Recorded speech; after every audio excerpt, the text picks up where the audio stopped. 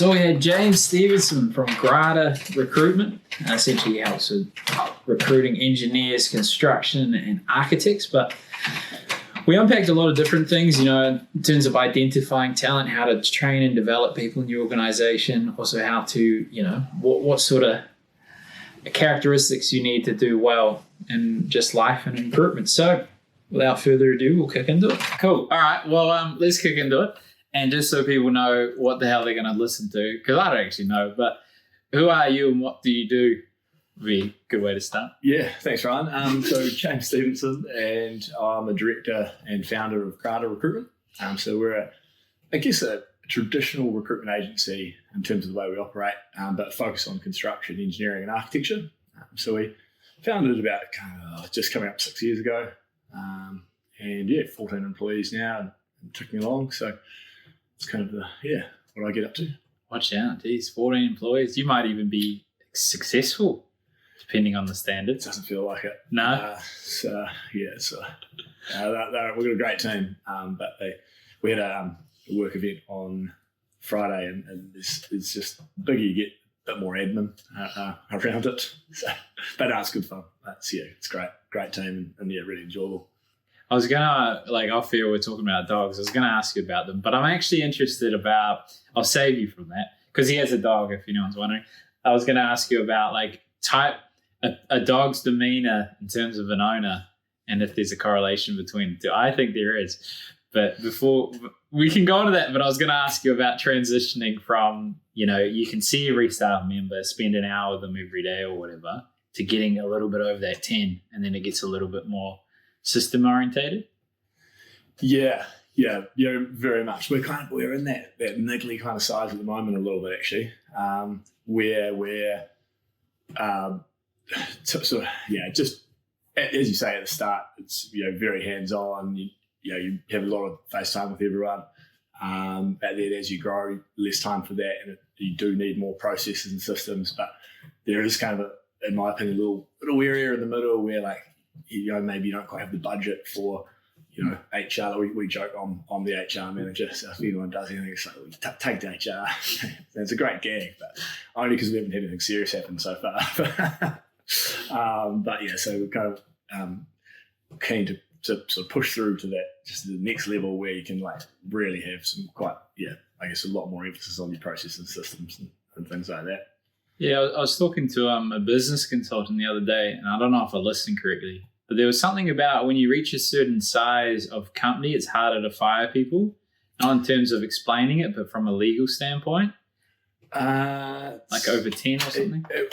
He was probably talking about when you hire someone, if you're over 20, the trial period at the beginning of someone's employment is void, basically. So. Why? That's stupid, isn't it?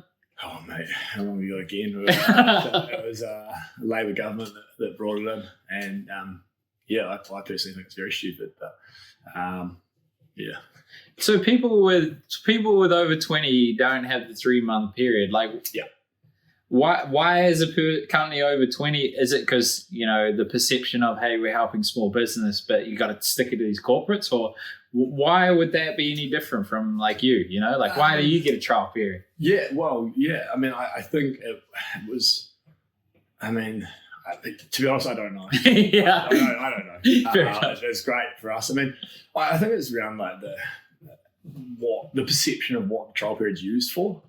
And it's this perception that business uses it as a guillotine to chop people which is not at all. And a lot of my clients are businesses of kind of 20 to 50, and they operate by and large exactly the same way as we do, albeit, they sell different services or goods or what have you. But they always go into hiring with the best of intentions and eyes wide open. And then if you make a mistake, it is pretty tough on them not to be able to rectify that mistake without going through a pretty onerous process. Yeah. As I say, a political decision. We'll stay out of political. I don't get, I feel like firing is in the best interest of both people. Not always, if you can't afford to fund them, but fundamentally, if they're not happy and not engaged in what they're doing, and they're just slogging it out and doing the bare minimum, and you're letting them down as a leader in some capacity. I like to take responsibility instead of blame. Yeah, I agree, but I think that is taking the assumption that all employers act in good faith. Oh, they don't. well, like I couldn't name any that don't, but there must be some out there, right? But, there has to be. So otherwise, you wouldn't need to have that because. But yeah, I think there probably are employers out there that don't act in good faith and are maybe do take advantage of employees, which is what it's there to protect. A lot of the employment law is there to protect employees, very heavily slated towards employees. But yeah, I guess as I say, has to be some out there, otherwise it'll be necessary. I'll give you a specific example. No, I won't say names. Don't you dare say Grada Recruitment. So he was telling me I was doing content for this client, and he was saying like 40 years ago. So he was a share broker. Yeah. And he said it publicly, so I can say it.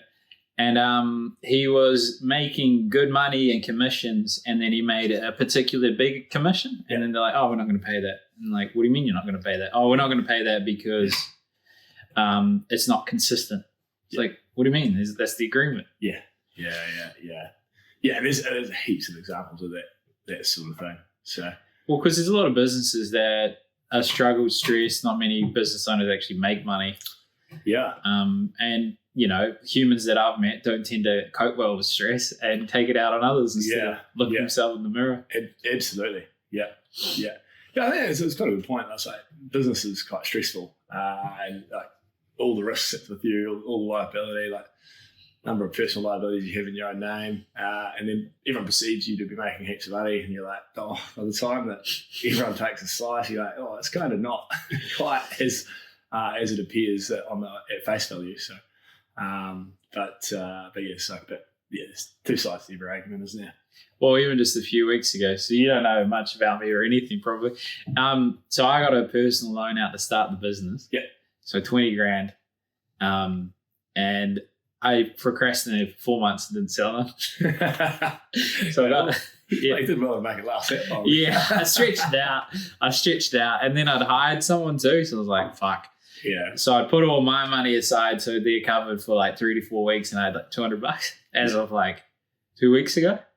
And then I got. Oh, is this live? This is fresh. Oh, right. Yeah. You set up the business. I was just waiting for you to go that, Now I'm a millionaire. yeah. Made it work. Well, I did. It did as of like 2 weeks ago. I turned around, so now we're profitable. I was losing about $300 a month because I managed to get one client. Yeah. And amazing. Yeah. Awesome. It's sort of similar to when we set up. We had a bit of a false start that I won't go into. Just around starting a little bit too quickly, which drained a lot of funds that we'd set aside to get the business going, and so it took a little bit longer to have any income than we thought, and then finally got our first money coming in, and it was crazy. We haven't had it happen ever since, but they paid by check. Mate, like honestly, haven't had one since. No, like one time, and so. And I had a lot of experience with checks, so we took it to the bank. Yes, but had like credit cards maxed out, nothing in the bank. Like it was tight. Went in, we're okay. And then bank was like, "Oh, it'll take 3 days to clear." No, like, what are you joking? No. Yeah. It was sort of it was touch and go there for a while, but. Well, like I use Stripe because you can use auto pay, so they don't do shit, and they just. But I didn't know there's like a 5-day delay from when it comes. Yeah. And so I just had to sell shit. So I had some gear that wasn't useful. So I just sold it and then kept it going. So now we're good. Yeah. But I just awesome. Oh, mate, congrats on the sale. Yeah. Sleeping a bit easier. Well, I done commissionally selling my whole life, but I didn't believe in what I was selling. So I just didn't sell it. Yeah. Makes it very tough to sell. Yeah. Very and you tough. just shouldn't. Yeah. Well, typically you won't sell too much of it, so won't be doing it for too long. Well, the idea just confused the fuck out of people. Like, so I've changed it since, but anyone that wants to try the idea, essentially was like service companies struggle to make, to sell. to market himself. So I was like, all right, well, podcasting is a good way to build a relationship, and then you've got content that will appeal to like your dream clients. Yeah. So I was like, well, why don't I get a client? They tell me whoever they want to meet. I'll just call them because I've done telemarketing before and stuff, and then invite them on, and then they'll just sell to them once they feel comfortable with the relationship, and then I'll do all the content. Nice. The idea was good, but they didn't sell. Yeah, I couldn't influence it. And it was performance-based. I was saying nice to buy time while I tried to process what you just said. Well, the two things that were wrong with it is too out the box and confusing, and there's a lot of inertia. Yeah. It relies on them to sell. Which is a big, we like with our clients, because recruitment sales is the misconception it's HR, but so we a lot of our clients, like, so I personally recruited to consultancy engineering, and so I don't know how many engineers but they're not great salespeople. So someone comes and meets them, and then trying to tell them, hey, this is our business. Sometimes a candidate will walk out being like, no, even though it's actually a really good fit, but they just haven't sold themselves. So so it's a skill that contrasts with a lot of we say finance is a lot of the kind of the clients that you were working with. Well, what about them? Oh, is that like the businesses you were selling to? Nah. So it was B2B. All right. Because I figured if I just went B2B, then everyone would just be a self-feeding container. Yeah. You're interesting because you're doing something in a different way, but you're still relying on the ability of the owner to. Yeah. Do you train them without offending their ego? No, we don't. We don't train candidates or clients pre-interview because it needs to be authentic. And I know the recruiters out there have very different theories, and we leave a few on the table as a result of this. But we want that candidate to be really authentic, and same with CVs. So we don't amend them or change them at all, because if that candidate can't spell, if they can't spell on their CV, they're not going to be able to write a report where they can spell. So who am I to change it or format it or anything like that? We will, however, tell a client this is their main motivator is flexibility, because they've got 2 young kids that they have to do the school run for. So talk about how you can help that. So we'll point out what they should talk to, which I guess is kind of a form of coaching, but we don't coach them in the form of teaching them how to sell themselves or be anything that they're not. Yeah, I think what you could coach them on is in terms of giving them the representing who they are as honestly as it is, while being empathetic to the person in front of them. Yeah, absolutely. Yeah. Because that's because essentially you're you don't want to surprise a poor bugger. Who? Yeah. Yeah, no, absolutely. Because they come in, they're like, oh, this guy seems so charming, but it's like a pitch you've drilled. It goes off script. Oh, God, I lost my notes. Shit. I actually interviewed a guy who came here from Turkey, didn't speak English, and he did door-to-door. Yeah. Mate, door-to-door. We've a few of our employees with door-to-door, and what a ruthless, brutal environment to work, to be selling in. It's good, man. Good experience and training, but if you manage to last 6 months in that, how did a guy from Turkey go with no English? Must have been quite tricky. Yeah, so he memorized the pitch. Right. And as soon as he asked questions, he's fucked. So he just door knocked a lot. Wanted or not. Yeah, and he made sales. Yeah.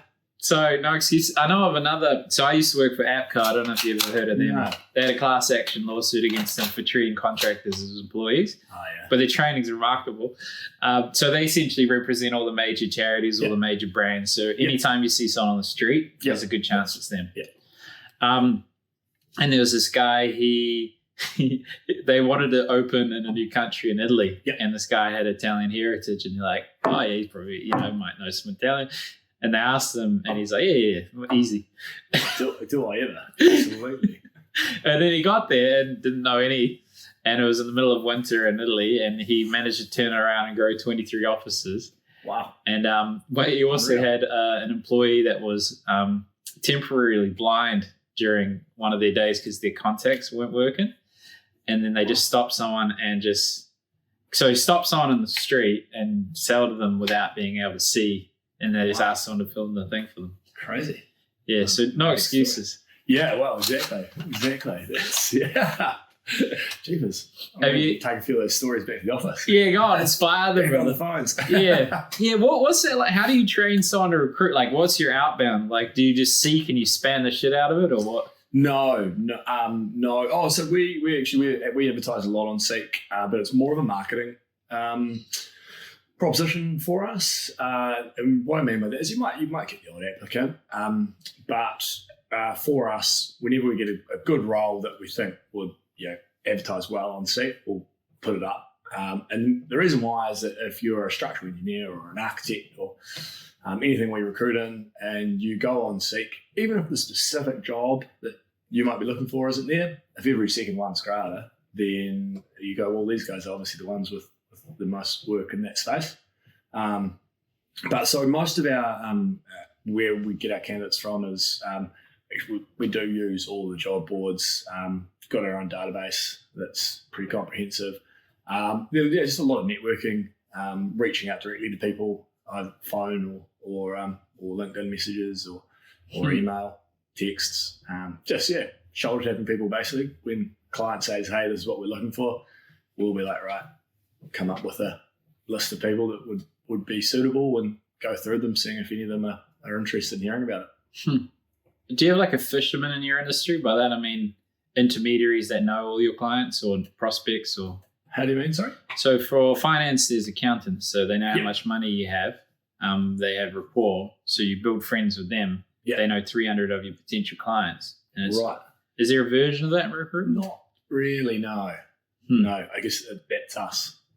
Yeah, you're the intermediary. We're the intermediary fishermen. That's it takes quite a talent. I keep kicking this glass. It takes quite a talent to essentially you're training hunters, for lack of a better word.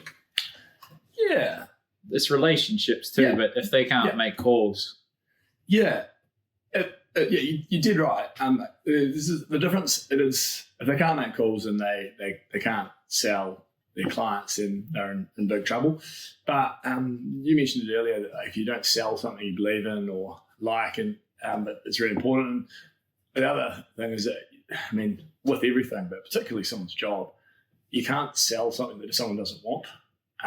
And so there is a bit of volume, but then there's a lot of relationship building around what people's drivers are, who they are, what makes them tick, so that when a job comes up, we can be like, oh, Ryan was traveling across town for his old job and the boss wasn't giving much flexibility, but loved it, getting paid well, great culture. But if there's something with that was around the corner from his house, then perhaps he'd be open to hearing about it. How do you categorize recruits like on the CRM? Because, that would be the whole game. Like if you've got a list of 10,000 or whatever.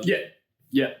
So it's all like people are typically coded, but we just have but not just in terms of what their skills. But then it's just like on say LinkedIn or Seek, you can do keyword searches and then location and things like that. And then a lot of it is just memory and networking. Like you know who's doing what. It's a pretty small country and market. Yeah. So I think you probably have to be a bit more efficient with CRM and coding and things if you're in UK or Aussie or things. But in Auckland, we can you kind of know who's who. You got to be careful. I haven't met too many people that doesn't know someone I know now.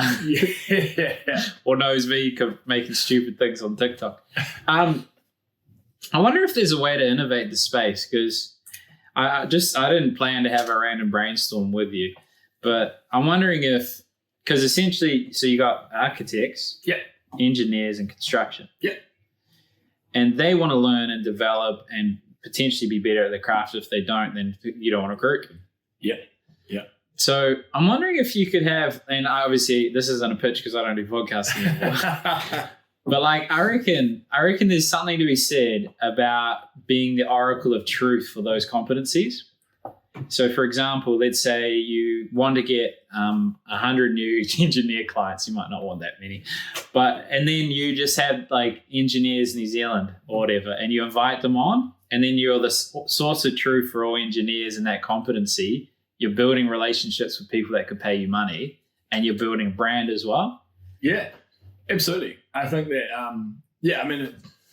Would that work, or is it shit? You can disagree with me. That's the art of a brainstorm. No, like it would work. Here's the but. But in capital. Effectively, it's what we do anyway, not through podcasting. So through our marketing and networking, and so like for instance, I'm speaking at the Engineering New Zealand Chartership presentation night in I forget, it's like in a few weeks, I think. But so like 5-minute presentation there, I'm speaking to them and getting my brand out. Versus having to do a podcast that before I got on, obviously mentioned it's the first time I've ever been on a podcast, but my understanding is like you can't just do one and everyone jumps on and listens. It's that repetition and doing it all the time. And so would engineers, is there enough content to keep on going? B, the amount of time and effort you have to put in to get that, what's your return on investment look like, which in my opinion is probably pretty poor. And then we talked about doing a couple of video series on interviewing people in the industry, on people who have been there, done that, on how younger engineers or architects or whatever could do whatever. But I think you run out of content relatively quickly from a non-technical perspective, because engineers and architects by their very nature are technical people, and so their development and progression is quite often technical. And so as a recruiter, it's not something I can help with. And obviously you can ask people, but that's basically the time invested versus ROI was the big reason why I would never kind of progress with that. Well, just to talk that point, you're right. Podcasts, no one listens to them. Or if they do, you've done really well. The two things it gives you is a relationship and content. So the short clips is what people watch. And I wonder, like, if you're interviewing the person that's a client, then you're also representing their brand, and it's easier to sell them to recruits.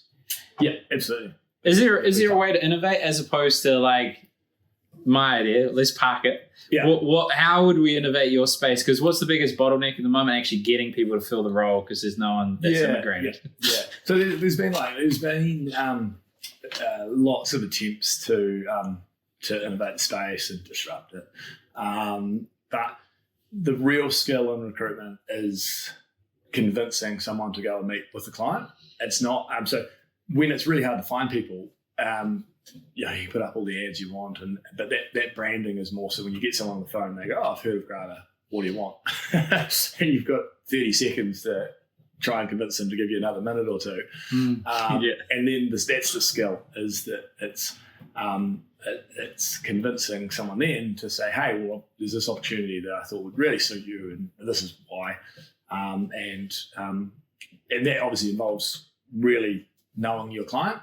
But again, it's just, engineering consultancies across, I personally am more kind of structural and civil. And there's not that many in Auckland. 1,000 or? Oh God, no. Really? It'd be less than 100. Yeah.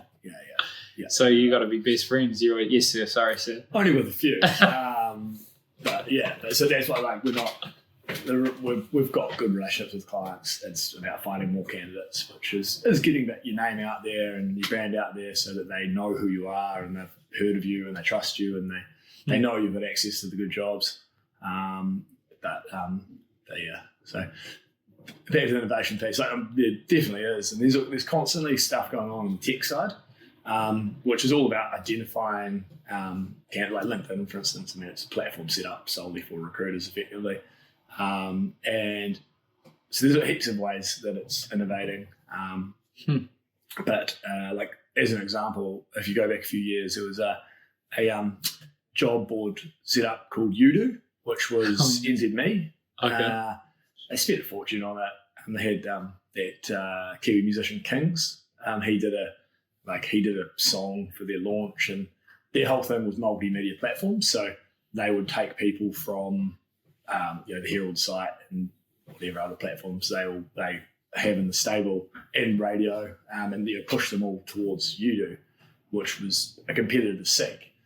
But the problem with that is that you got to get to critical mass to, like, if I'm a candidate, I go, I'm looking for a job, I'm going to seek. So, Tradebeer's done quite well, but I mean, it's been, don't quote me on this, like, I don't know when they set up their job site, but like 10, 12 years-ish. Wow. And they've got traction in the regions and traction in trades and labour type spaces, but like very little traction in white collar professional roles, particularly in the major centres. So it just takes a long time. So yeah, a lot of people have tried to innovate, and there is innovation and lots of it, but the core skill is still that kind of old school sales. Yes. Relationship driven sales. Is there a value prop that you, because like you call someone, hey, you want a role, as opposed to, hey, I'm going to give you this thing so I can get to know you, then give you the role. Do you do something like that? Yeah, well, like, I mean, we're just big on relationships with Grada, and like a lot of recruiters aren't, because I mean, it goes, our whole why is based around this, but a lot of recruiters are transactional because the way they're incentivized, and they don't care. They're just there to get as much commission or make a sale, and it doesn't really matter to them. Well, which is just so wrong. It should. But recruitment as an industry has a massive attrition problem. So a lot of people move jobs all the time. And the reason why is sales, and you get behind or you get found out and you can cross the road. It's like all industries. It's got a massive talent shortage, and particularly of really good talent. So finding someone's a problem, but finding someone who's really good is a real problem. But so you can cross the road, you can do a 5K on their base and start again, and you leave your reputation behind, or so they perceive. But again, it's such a small place that it's not quite how it works. But which is where the whole kind of conception around recruitment and like some of the horror stories you hear, where they all come from, which is, I guess, mixed emotions about it from our side, because obviously it frustrates you that your industry gets such a bad name, but at the same time, it gives real opportunity. It's a point of difference that you do quality relationship-based recruitment when your competitors do otherwise. But I can see what would lead to it. It's like, you essentially, they're in the trenches, these recruiters, they're out there trying to just live. Yeah. And then you don't know if they're going to be good or not. And then you got to invest money in them. So maybe you just have commission only, or you have some sort of, base. Yeah. But they're like, they're going to eat. And then they distance themselves from the client because they prioritize their needs over the client. Exactly right. Yeah. So how do you keep a salesperson motivated while ethical? Like, do you have a structure for that? Yeah. So for us, it came back to our whole point of difference is we're employee focused. So the way that we are relationship driven is that we invest in our employees. We've got a progression pathway for them, so that when they are having a bad month and they go, shit, I need to make a placement here because the walls are closing in, it's getting hot in here. And if they don't, they can see the future for them with us as a business. So instead of being stuck in the moment and I guess promotions being based on subjective who has beers with the boss most or whatever, it's based on performance metrics, so people can see where they're going. And what that does is it underpins everything. So it means that, and we're just constantly drilling in that, we're more than happy to sacrifice revenue now to make it in the future because it's all about the long term. So that's kind of our philosophy and strategy, and it works really well. I think as well, like that culture breeds on itself or compounds. And so like if someone does do something, it really stands out. So people are kind of driven by that societal, the expectations of the rest of the team that you don't want to be the one that brings the brand or the name or your own name, most importantly, into disrepute by doing something unethical or irresponsible or whatever it may be. And I think as well that, excuse me, something that we're really big on is that, and drilling into our guys, is that like it's someone's job. They spend 40 hours a week there. it's so important to people's happiness or their whole fulfillment, everything. And like you've got to take that responsibility quite seriously. So if it's not a fit, don't try and shoehorn it in. Don't, while it'll cost you a little bit of money right here and now, our model is everyone's on good basis, so they don't need it to eat. So it makes it a little bit easier to make the point. But I think we do really believe that you do have to take that responsibility quite seriously, because it's not like you're selling someone an old bed or you toast it or something. It's like, if it's a crap toaster, then they're going to move to porridge or something. I don't know. But you got to, I think it is, people's jobs are so important that you have to take that responsibility quite seriously. So I think that kind of whole attitude flows through the company as well, which again makes everyone, So there's some written stuff, but there's quite a bit of unwritten stuff as well. People, they know these are pretty tough conversations if they were to kind of step out of who we are and what we're about. Like the whole brand flows on from there. So it's something we take pretty seriously.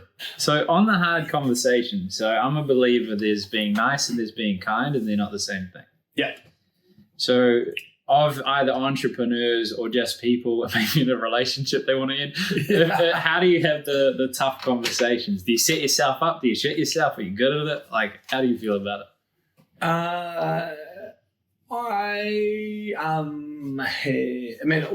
Always a work in progress, I guess. And, we're constantly, from a management perspective, like we're still hands-on managers. We're still hands-on recruiters, my co-founder and business partner and I. And we're always trying to get better at managing individuals and whole team and running the business, because we set up the business when we only had like 4 and 5 years experience, respectively, probably that young in hindsight. Yeah, maxed out credit cards as well. Yeah, mate, a few expenses over the head. But so we're certainly not. Hopefully, none of our employees are listening to this, because I won't say that again. But we're certainly not the best managers. We're always trying to get better. But if I look at my own management, initially probably not at Grada, but in a previous role, I was probably a bit too direct. I'm a very direct communicator, pretty black and white personality type who will call a spade, which was to the detriment of a few employees who were, I guess, chewed out a little bit for underperformance or lack of effort and things like that. We've gone back. We went to just our strategy over the past few years was around no attrition, holding on to team, and making sure that that we're nice to people, basically. We're just trying a lot of fluffy stuff to keep everyone going and keep them motivated and running. But now I think that there's a really easy, nice balance to be struck where you can encourage someone, pat them on the back, but then also give them a bit of constructive criticism around, hey, this is not quite what we're expecting, but this is what you're capable of and how you should and could do it. And then luckily we haven't had much, when that conversation hasn't been effective, because then that conversation becomes a little bit different in my eyes. I think I certainly don't enjoy the tough conversations, but I enjoy the results of them, and I quite enjoy the challenges that they pose. It's not fun telling someone to do a shit job, but it's fun coming up with a way that you can do it that corrects the behaviour so that they can hopefully turn around whatever it is that's your bugbear or causing issues. Yeah, I think bit of a hot take, but I think being nice is actually being selfish. So let me explain. Yeah, so how do you mean? So often I find that, because I find it uncomfortable too, people that people please are fearful of the judgment of that person or the social encounter not going the way they want it. Yeah.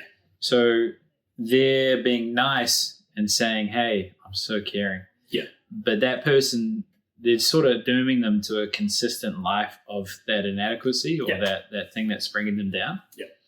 Did you what do you think? Like, I find people that get to your level, like beyond the one man band and start having a team and probably making money, but let's not make assumptions because you're focusing on team. That they're very good at delegating away their weakness. Was there a turning point where you had to do like an ego check and be like, you know what, I'm not the right person for the job? We're still at a size where we're wearing lots of all the hats, and that's the size I was talking about earlier. Like, you get through to 20, and you can delegate a lot of that stuff away. But my big weakness is that I talk a lot, as you've probably picked up. Good for a podcast. and I fill dead air with noise, and I am. I don't think before I speak, and I indirect. So someone does something I don't like, I say, "Fuck was that?"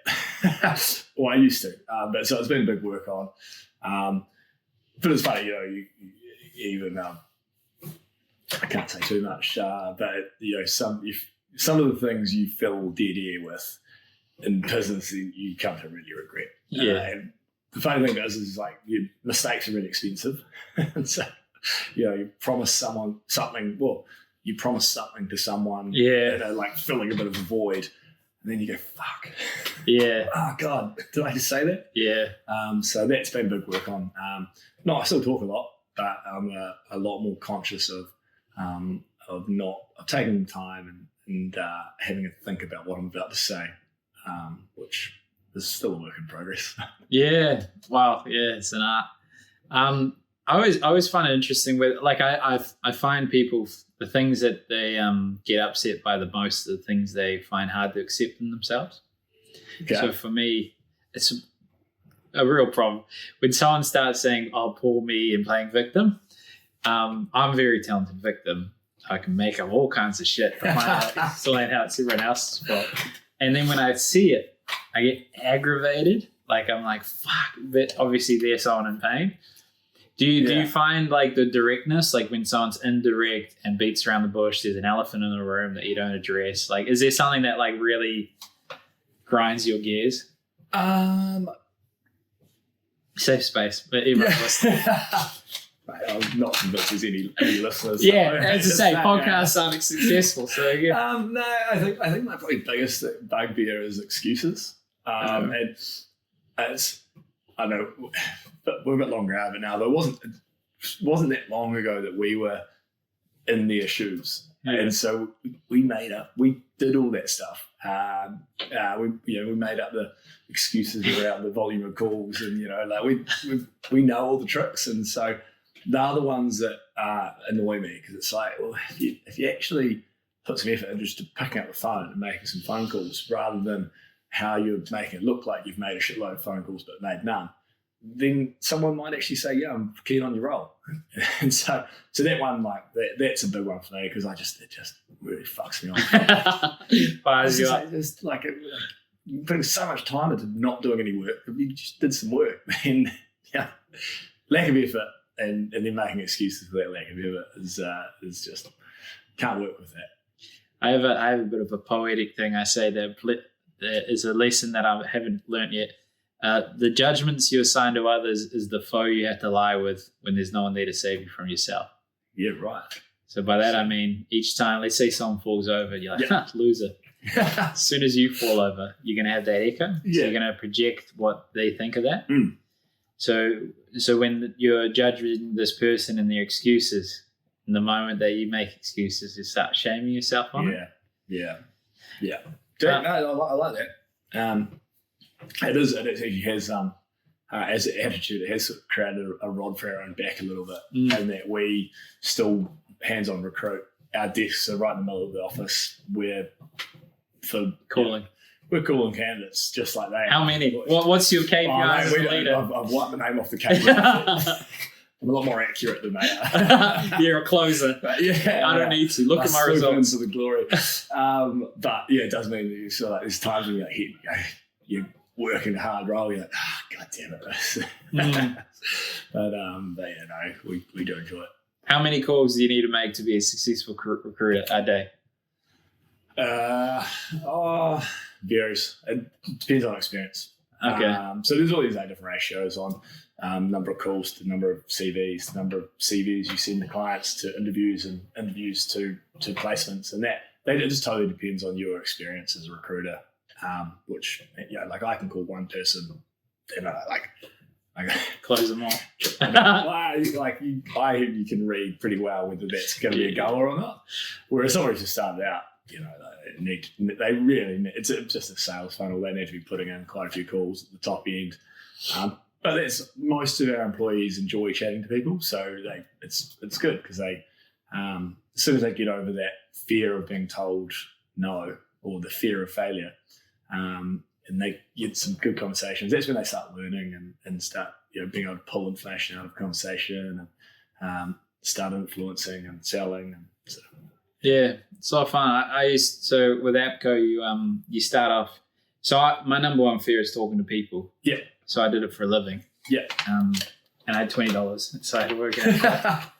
Seems to be a theme. Yeah. Not usually. I usually have savings. So I started out and I went to. They tell you to build this relationship. Yeah. So there was this old guy. I pitched shit myself. I go to shake his hand and I shake his thumb because he's got like shopping bags. And he's like, "What are you doing?" I'm like, "Trying to build a relationship." And I have no finesse in it, so I was like, "I'll just stop 40 people a day and pitch them all, and good things will eventually happen." Yeah. And then once you hit targets and you help other people at targets, you get leadership and blah blah. And it was quite an art to go from the selling to teaching people to sell. Yeah. And I used to think, if I just jam them full of information, they'll sell. Yeah. Not quite. What are your lessons on training salespeople? Well, the biggest lesson I've had is that they're all different. They all tick differently. So a couple of live examples that we've got at the moment. So I had a similar sort of thing. When I first started, I used to get really, really nervous on the phone. I'd get a slump in my throat. The tonality, can you imagine? Oh, mate. I had my pod thing, I'd be ringing someone and I'd be like, oh, God. Yeah. And it was all around trying to please, right? No one likes being told to fuck off. Yeah. So I was like, oh, God. And had a drink over there. And then I remember one time I was ringing a client and took a drink and he answered just as I had the water. I got stuck. I sprayed it everywhere. I was absolutely packed myself. And I eventually learned to get over it. But you've got someone who is sort of in a similar thing, but really simple breathing techniques can just take that stress away. And once they're on the phone, and I was the same, once I was on the phone, I was great. It was just the picking it up. And I used to just shit myself. I'm looking back, I'm pretty sure it's just that I was just petrified of being told to fuck off. Yeah. Or being told, look, keep the little shit bag, get out of here. So that's there's some quite like in terms from a technical perspective of how to make them better. There's everything's got to work around. There's tips and tricks that you can use to solve that. So picking up the phone, that was what's going on there, and some breathing technique when you're dialing. Planning what you're going to talk about, and all of a sudden that anxiety around dial is gone because instead of focusing on maybe like the fear of being told to fuck off, you're just concentrating on your breathing and you're relaxed and diaphragm's open, whatever else technically happens inside you, physiologically happens inside your body. And there's like another one at the moment where just going through a bit of a health and wellness session where our weekly catch-ups are going to be walking meetings. Again, so it's around kind of energy and productivity and feeling better and health and wellness and things like that. So long story short, how do you create a good salesman or woman? There's no, everyone sells differently because it's all about relationship, and how I recruit is different to how someone else does. But what we do is we look at what they're doing or not doing, look at why that might be happening, and then come up with solutions. I think the generic 80-20 I've seen is belief in themselves, belief in the product, and the ability to build trust. Yeah. Because you'd have these. You agree? Okay. Yeah. You'd have these new people, and you have these guns that they fucking put in 3 years, and the new people, they're like, "Oh my god, this thing's amazing! I love it," and know nothing, and just like high roll everyone just because they're passionate. The tonality naturally lines up. Yeah, absolutely. I used to pretend to be confident, which was not a good way to go about it. Yeah. Like, so I naturally stand like this while I'm talking to me because I'll shit myself. So I open up and then I'll do like mirroring and matching. You've heard of that probably? Yeah. So people that haven't heard of that, you just mirror a person's style of communication and they tend to build rapport with you more naturally because that's what you do when you're friends. You start copying each other. And so I would have to like I didn't believe in what I was selling then, which was charity, which I should. But I'm maybe a bit fucked in the head in that sense. But like all the major charities, I was just like, you're a business, you're not a charity. Anyways. Anyway. Right up back that. And so there's a moment where you talk about the sad part of the charity, and I'd have to think of my dead dog so I could have the tonality. And I've just learned since, like, even just believing yourself, the product, and asking genuine questions where you care and you want to solve that. Yeah. That encourages you to push a little bit more. Yeah. That means you can get through the rejection. How do you go through a process of instilling belief in the product or in themselves or in the client's problems or? Not really.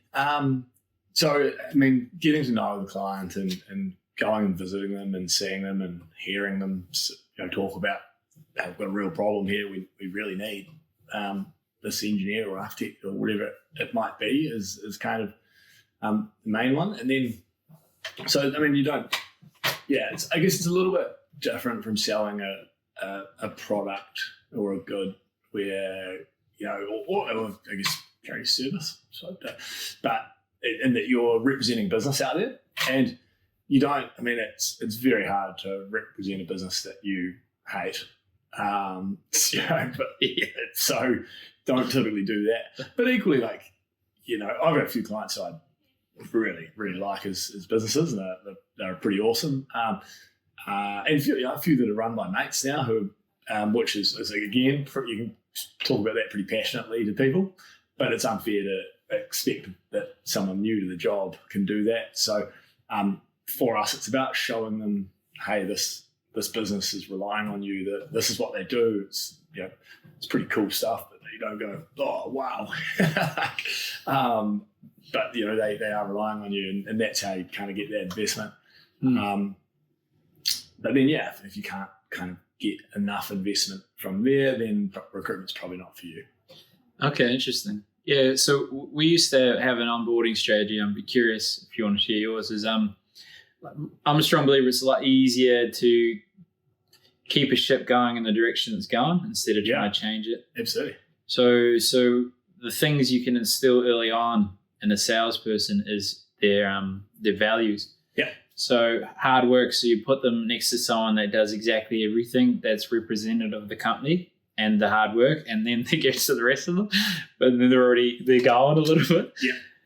Or, you focus more on attitude and trust initially, the ability to build trust and care, as opposed to memorizing a pitch and that sort of thing. Yeah. What would be your onboarding strategy to get them humming? Yeah. So it's quite a longish process where we don't push them too hard. It's all about learning about us. It's all about learning the process and just how it all works and mechanics of it. And then they go into what a role, what our role looks like. And then they go into what we're looking for in terms of candidates. Then they'll start talking to candidates, and then it's quite a while before they move into talking to clients. So it's very slow and deliberate. There's no right, get out there and get selling. Stay on. Yeah. No, it's very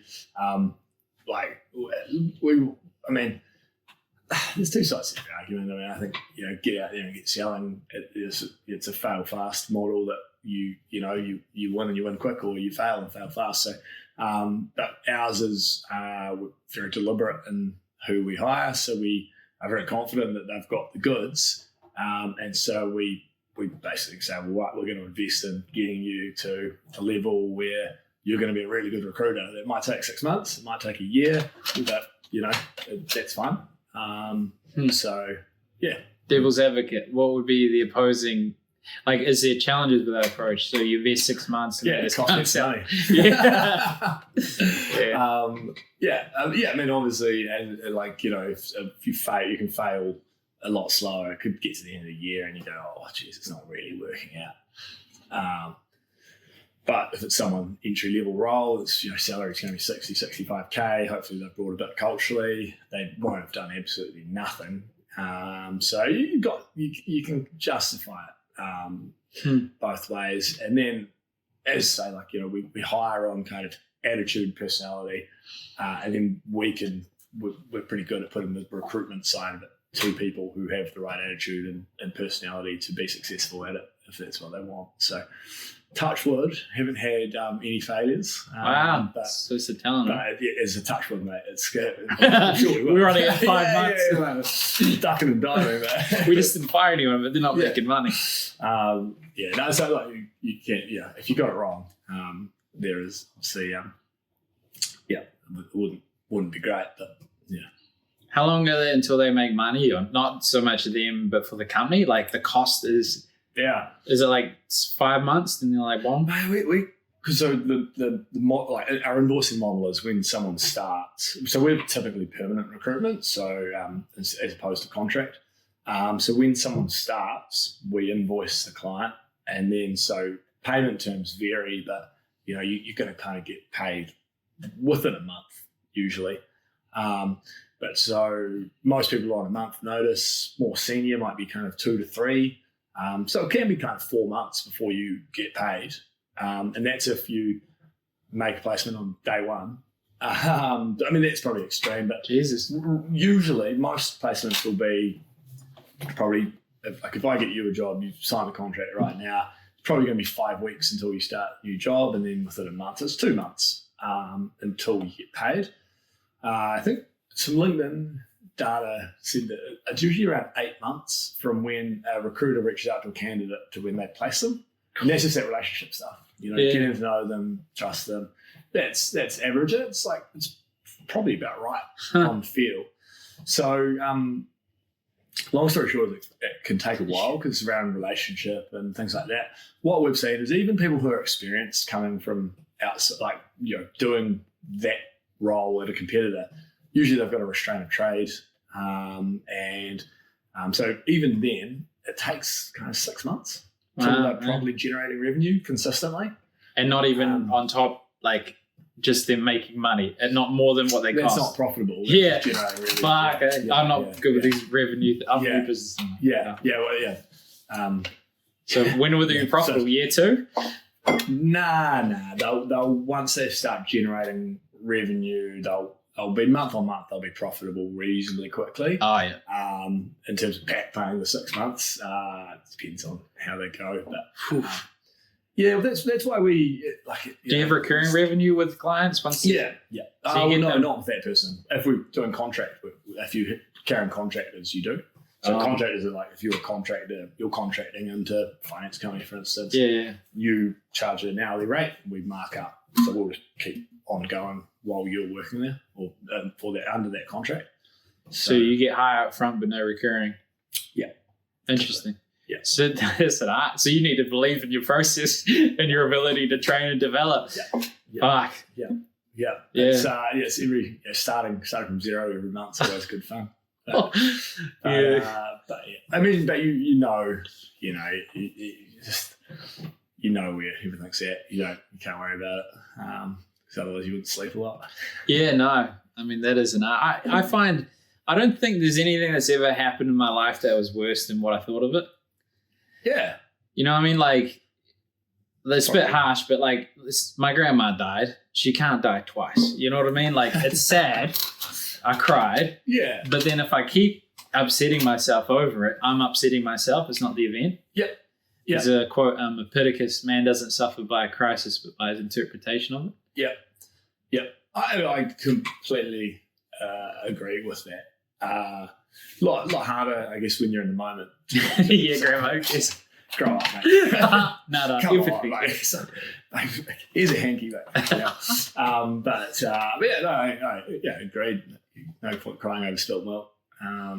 So we're deliberately very positive, and the very nature of what we do, you get some brutal kickings. You know, like there's not any other kind of role where I don't know, you know, someone's car breaks down, they don't go to interview, but or you know, horrible for them, but it doesn't happen often. But you know, someone's supposed to be starting, and they're, you know, someone in the family's sick, or like seriously sick, or you know, or they just don't turn up. Yeah, So yeah. It happens. It doesn't happen often, but every now and again. And you got some poor sod who, you know, recruited from our side who was, you know, expecting so and so to be starting with client tomorrow, just don't show up. And then they're back to square one, was trying to find a client someone with a bit more urgency now, because we're a couple of months behind where we should be. Yeah. So yeah. I've talked to a few recruiters, and I think the best type of recruiter is someone that deeply loves and around being people and cares about them and has trust issues. Yeah, yeah. I don't know. Yeah, I don't know about the trust issues. Well, it's like, are they going to turn up? Am I going to cover all my dots, cross my T's? Yeah. Well, I think cynicism is probably cynicism. Yeah. You become really cynical. You're like, are you? Wow. But what's the biggest stitch up you've had? Either like the business, like COVID hits, and now no one needs your business, so you got to pivot. And now you're working at the supermarket. That happened to a recruiter. Yeah. Well, we were there was a health, I forget what it was called, but they basically set up a centralized recruitment platform for all the health facilities in COVID. So we reached out to them. We didn't tell any of our staff this because it didn't go anywhere, but reached out to them to see if we could subcontract some of our team to them. They were like, mate, we've had so many offers of help, thank you, but piss off. Like, fuck, what are we going to do now? Yeah. We actually thought about, like getting people to, you know, like volunteer, well, not volunteering, need to be paid, but to, you know, stacking shelves at supermarkets or anything we could to kind of offset. But then, like, COVID was so crazy, because like the reason we didn't was the health concerns. We're like, geez, we're putting them in harm's way though. Could catch COVID. Whereas, so that's genuinely why we were like, wow, we can't realistically go down that path, because are we putting our employees in harm's way, mate? Yeah, we are. Yeah, shit, crazy. But so then you got 65 grand employees, maybe less, maybe more, and then your business is just stopped, or you just like Zoom? All right, we're zooming. Now it was stopped for a little bit.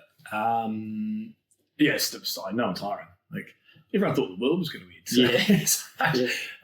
So it just stopped. But we were really lucky that, and I think this was symbolic of the wider business community, is that everyone recognised the importance of cash having to flow through the system.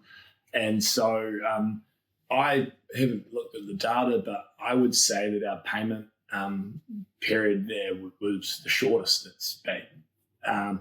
Clients, so we had people, because as I mentioned earlier, like, so we place someone and then they start in a month.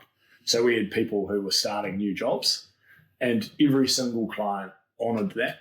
Honoured that someone was starting. They carried laptops, and onboarding was all virtual, and so we were able to keep. I guess cash flow was able to keep going on because we were still invoicing, and clients were amazing with paying their money. There was no one like holding on to money, and like, because they were worried about their cash flow. Everyone was really, really good with payment terms, which was awesome. It just felt like everyone was like, right, we're all in this together. But yeah, obviously no hiring was being done, so it meant that the kind of once those placements had sort of all gone, then it was pretty bare for a while there. But we were lucky that we do quite a bit of civil construction, and a lot of those big like roading projects, they carried on. And then confidence came back relatively quickly. So, but it was hectic. Did yours? Oh, mate, like, you would have been crushed. Oh, it was like, yeah, it's pretty. She'd drunk a lot. Yeah, mate, for unhealthy. But it was, crazy time. Well, I mean, you look back at it, it's sort of bittersweet, good experience. It's from a business perspective of like, you know, you're always told about worst case. Like, well, it's up there. Yeah, anyway. We had on the drinking thing, we're at it's 11:37, so we've done an hour, so we'll end it soon. I just want to So this guy who's on the podcast not long ago, and he found out his partner had brain cancer, and then she sort of just changed. She wasn't the person he knew. Oh, wow. So he just started drinking every day for 6 months, almost lost his business, and then turned it around. Or different recruiters. One, his business was almost Lynx Recruitment.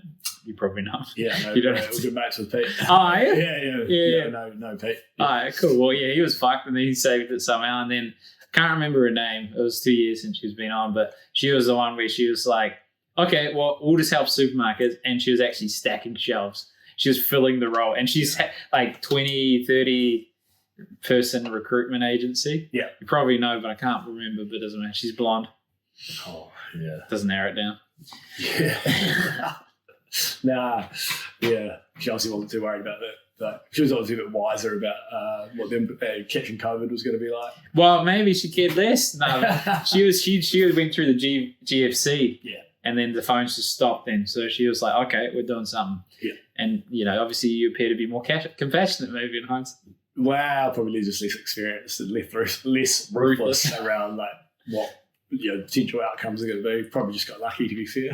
COVID too. Then you might be more ruthless. Everyone gloves on, get out there, taking some shelves. Closing remarks. So people that are listening to this, because I don't know, no one listens to it because it's a podcast. There's not many on the podcast. It's the little clips. That's where the money is. Yeah. Who should find you or why? Whether you want to hire someone new and they're like, oh my God, I don't have to do anything for 8 months. I get paid. In terms of reaching out, but any architecture, construction, engineering businesses or professionals in those industries, or equally, anyone who has ever wondered what recruitment might be like as a career, whether you're from recruitment background, you probably know what it's like in that case, but always keen to meet people who are considering recruitment. Because we've always got an eye out for new people to join our business. And so, anyone in that kind of sphere would be always keen for a chat or a beer or a wine or whatever as well. Cool, bomb. Well, I'll leave your website in the description. If anyone wants to reach out, they know where you are. Yeah. Thanks, mate. Cheers, mate.